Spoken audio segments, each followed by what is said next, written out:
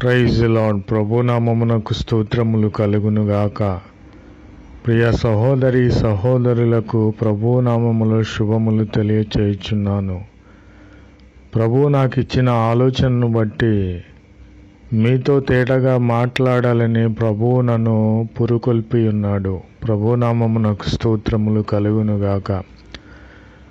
రక్షింపబడిన మనము దేవుని సన్నిధిలో విశ్వాసుల ఎదుటను, పరిశుద్ధుల ఎదుటను, దేవుని ఎదుటను, మన బోధకులైన వారి ఎదుటను మన ప్రవర్తన ఎలా ఉన్నదో మనము సరిచేసుకొనవలెనని ప్రభువైన క్రీస్తు వారును నీ ఆలోచన యావత్తును సరిచేయాలని కోరుకొనిచున్నారు. ప్రభునామమునకు స్తోత్రములు కలుగునుగాక. యేసుక్రీస్తు వారికి 12 మంది శిష్యులున్నారు, మనకు తెలిసే ఉన్నది. ప్రభు అయిన క్రీస్తు వారు ఈ 12 మంది శిష్యుల ఎదుటను, ప్రజల ఎదుటను, శాస్త్రులు పరిచయుల ఎదుటను అనేకమైన సూచక క్రియలు ప్రభు అయిన క్రీస్తు వారు చేసి ఉన్నారు. మరి ఇస్కరియోతు యూదా అయితే ప్రభువారితో తిన్నవాడు, అద్భుత ఆశ్చర్య కార్యములు ఆయనతో కూడా చేసినవాడు.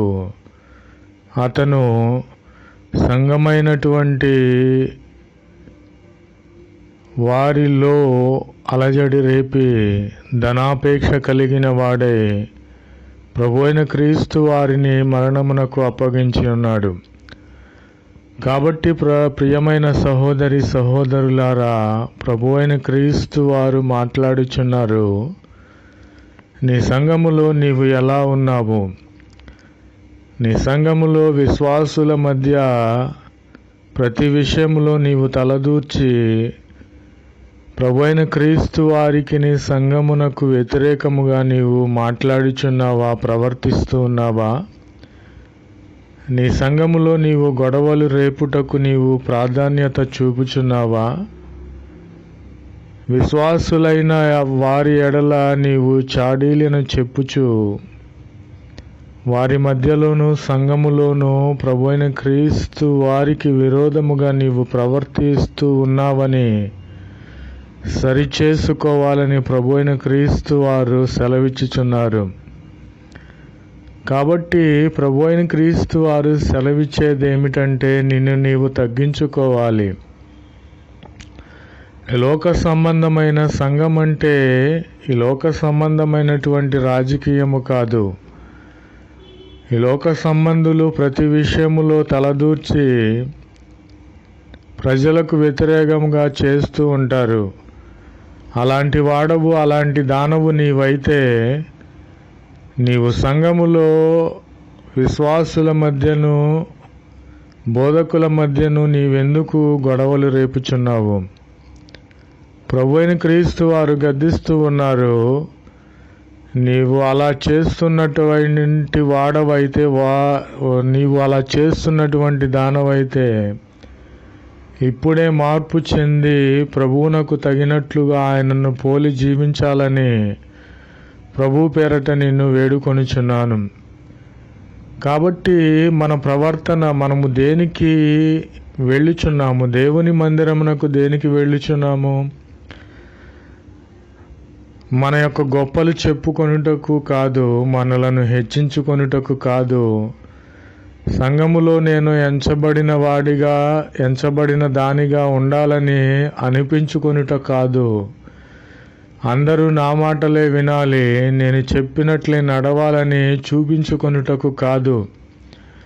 మనము దేవుని మందిరమునకు వెళ్ళినప్పుడు, నీవు దేవుని మందిరమునకు పోయినప్పుడు నీ ప్రవర్తన జాగ్రత్తగా చూసుకోమని ప్రభు అయిన క్రీస్తు వారే చెప్పి ఉన్నారు కదా.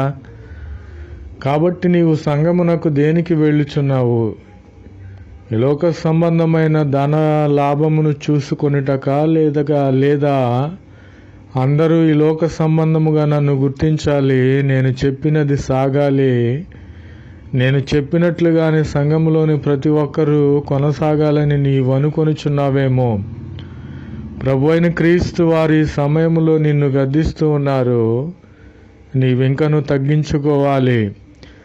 నీవు ఏ స్థితిలో నుండి పడిపోయావో జ్ఞాపకము చేసుకొని మరలా మారు మనసు పొందాలి. ప్రకటన గ్రంథము 2వ అధ్యాయము 5వ వచనములో ప్రభు అయిన క్రీస్తు వారు చెప్పిన ప్రకారముగా నీవు ఏ స్థితిలో పడిపోయి ఉన్నావో మరలా నిన్ను నీవు లేవనెత్తుకొని మొదటి ఆత్మీయ స్థితిని నీవు పొందుకోవాలి. నీవు దేవుని చేత ఆశీర్వదించబడిన వాడవు, ఆశీర్వదించబడిన దానవు కనుక దేవుని జనాంగమైనటువంటి దేవుని పేరు పెట్టబడి ఉన్నది కనుక నీవు పాపము చేయకూడదు, కొనకూడదు, సంఘములో గొడవలు అల్లర్లు రేపకూడదు. ప్రభు అయిన క్రీస్తు వారిని పోలి ఉండాలి. ప్రభునామమునకు స్తోత్రములు కలుగునుగాక. కాబట్టి ఇది మొదలుకొని మన సంఘములో మనము మాదిరిగా ఉండాలి. మన సంఘములో మనము తగ్గించుకోవాలి. మన సంఘములో మన బోధకులకు మనము మాదిరి చూపించి తగ్గింపు తత్వము కలిగిన వారమై దేవుని పోలి జీవించాలని మిమ్మల్ని వేడుకొనుచున్నాను.